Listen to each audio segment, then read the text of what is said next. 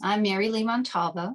My company's name is MLM Public Relations, and MLM Public Relations was started over 20 years ago. Um, I founded the company just after my daughter was born, about a year after my daughter was born, in hopes that I would be able to cultivate relationships that I'd already started to cultivate, but further that with my own company. I was working for a national organization, a nonprofit, as their director of public relations, and found at the time that I really wanted to be able to have some more flexibility to raise my daughter. So I started this business and have enjoyed working with a varied number of for-profits and not-for-profits. And it is mostly for helping them to get their message out into the community or whatever audiences they hope to reach. I am home-based, so I have been home-based. Interesting enough, during all of the COVID restrictions and the remote learning and the remote working, people were adjusting to all of that. I had been doing that for the entirety of my owning my business. So it really was not different. The difference was that everyone else had to adjust to it. Over the years, I had thought about perhaps maybe I would have an office that was outside of the home.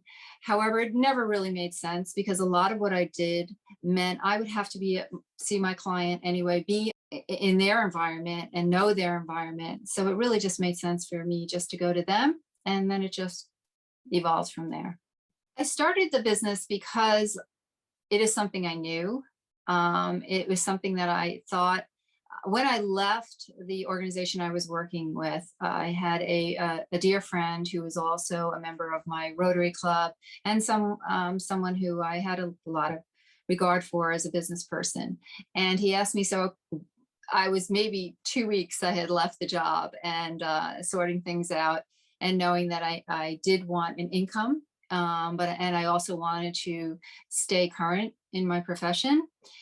And he said, so what are you going to do now? And I said, I am still thinking about it. And he said, well, why don't you do some work for us as a consultant? Because now that you are free to do that, I'd love to have you. So that kind of just prompted me to say, hey, why don't I just start a company and see where it goes, see what other clients and customers I can land. And I took it from there. What would be some advice you would give to someone looking to start a business or organization? Really, the advice I would give anyone who is looking to start their own business, whether it is as a side hustle or something that you want to do part-time, full-time, you do really need to be mindful of the time it might take you to grow that business. So be mindful of what your income is. Also be mindful of the support that you may need. You may not need an employee, but you may need help in other arenas. For instance, for me, I had an infant, and I was working from home. So I needed someone, even though I was working from home, I needed someone to help me manage that. And you want to take into consideration that sometimes it can be 24/7 when you're just starting your business. There is really, and I think people have become very aware of what that's like during the pandemic, and shutting that door and knowing the boundaries and having that work-life balance is sometimes very, very difficult when you have your own business, because you're the one who needs to take ownership. You're the one who needs to take responsibility. So I would really take inventory of what you have already in your life in terms of a support system, and take inventory of what your skills are, know where your weaknesses are, and go forward with all of that knowledge. And the weaknesses that you have, turn them into strengths, learn, be open to talking to other business owners, whether they are in your industry or not. I feel like there is no wasted conversation. You'll learn from everyone you speak with, if you're open. and if you're listening. My team, I had a business partner for many, many years, and she was wonderful. And she made a change in career a few years ago. So I also had that period of time where I had to transition from having someone who I considered, the best business partner, because our synergy was there. And I just think that keeping people motivated, it was my team consists of my clients. My team consists of any interns and or associates that I pull on for a project. And it was really, once again, checking in with them. What are you experiencing? Has something happened personally that I need to be aware of? Um, Help me know what you're doing so that I then can be responsive for you if need be.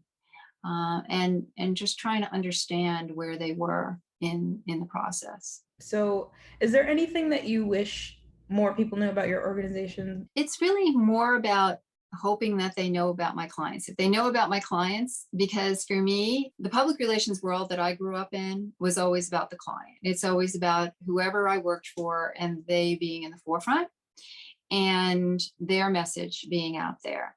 So in terms of wanting them to know, what I want them to know is that everyone has a story to be told. And one of the things I ask when someone wants to partner with me and to have me do some consulting with them is, no matter what your business is, you need to tell me how you set yourself apart. How do you do something different? And more often than not, it's really the human part of it. And the story without the human interest part of it is a hard story to relate to. So you've got to understand, for instance, a technical item, if you can't make that relatable on a human level, then it really isn't something that registers with people. So I'm always looking for the human interest side of it. I'm always looking to know what the person's story is. I don't like to pry, but I want to know more.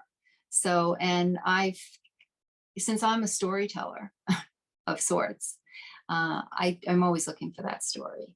I'm also looking for connections. I like to make connections. One of the things that I think really works well is when I marry someone with someone else. For instance, if there's a client that I think is doing something that would really benefit another client or someone else in the business community that I know, I like to connect them, because we can't do it unilaterally. We've learned that very much so from the pandemic, that to try and operate solo without making connections with people and having that community and that village, it just doesn't work. So, if I wanted to get to know the organization better, what are the best ways that I would learn more?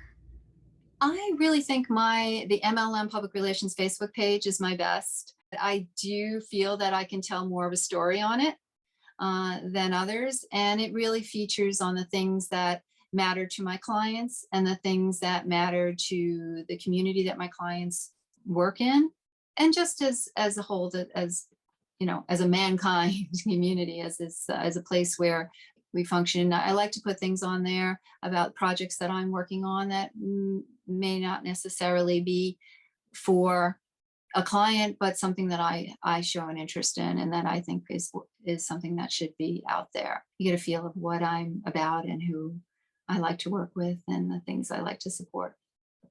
Okay, so we are now in Hispanic Heritage Month. Yeah. So I want to talk a little bit about that, what it means to you. What does this month symbolize for you and your business? It's interesting.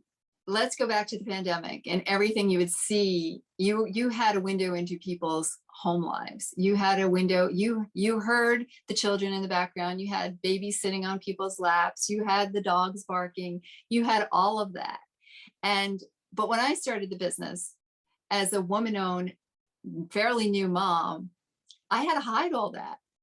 To be considered a professional, a lot of that had to be hidden. So I had to find a quiet place where I knew no one would be hearing the dog barking in the background or the baby crying. And it wasn't that I didn't let them know I was a mom. It wasn't that I didn't let them know that this was my own business and that I was home based, but it wasn't seen in the same way. However, understanding that that's where I come from. And so now I just love how women are able to do that. They're able to put that baby and that child and their world, whatever it is, whether they have children or not, those aspects of their world that are important to them, that empower them, that define them, that they're able to put that out there a little bit more freely. And when it became apparent that I could become certified as a minority-owned business because I'm Puerto Rican and a woman-owned business, I really wanted that. I feel that helps to define who I am. And I love being able to put that on anything that I send out, that I'm an MBE and that I'm a WBE, because once upon a time, I would have had to kind of push that aside. And the fact that we can celebrate that, and we celebrate it with a whole lot of pride, and putting the Puerto Rican flag wherever I can is exciting to me because it is part of who I am. And I mean, it's a huge part of who I am. Um, and I feel that the things that I had the good fortune of experiencing growing up, between, the culture and the language and the food and family, and I've been able to impart that, I believe, in my business. And I think that shows just because I really want to know the human interest part of it. I am not fluent in Spanish. I grew up with Spanish all around me. It is my parents' first language, but I have always embraced all of it. And even more so now, my parents are my dad is 87 and my mom is 92. And, you walk into their house and the smells of what they're cooking and the music is there. And that's just, I mean, to me, that's home. And I really am grateful that businesses that are owned, whatever the so-called minority title is, it helps them to embrace that part of them and to put that out there. You are who you are. How I approach people is all part of, how I've been raised, and what I have learned from the people I have encountered and the things that I have wanted to embrace. So embracing my culture, and making that work, whether it's, once upon a time, it was something I would do on a voluntary basis. I didn't attach it to my professional life. Now it's part of my company's name. I'm an MBE, I'm a WBE. Why am I? Well, because I was raised in a Puerto Rican household. So that all enters into it at some point or another. Right. I think that it kind of speaks for itself when it's not, a conscious effort that you're making. It's just a part of what you're doing. What is one thing that we can do as a community to support you this month? Support my clients. Visit my Facebook page. You'll find out who I represent and who I work with. And, be out there and just supporting the local business community is supporting me, because that means that the messages that we're getting out are being heard and that people are being responsive. And if they, either shop or visit or give them a call, participate, that's really the best way to support any consulting business.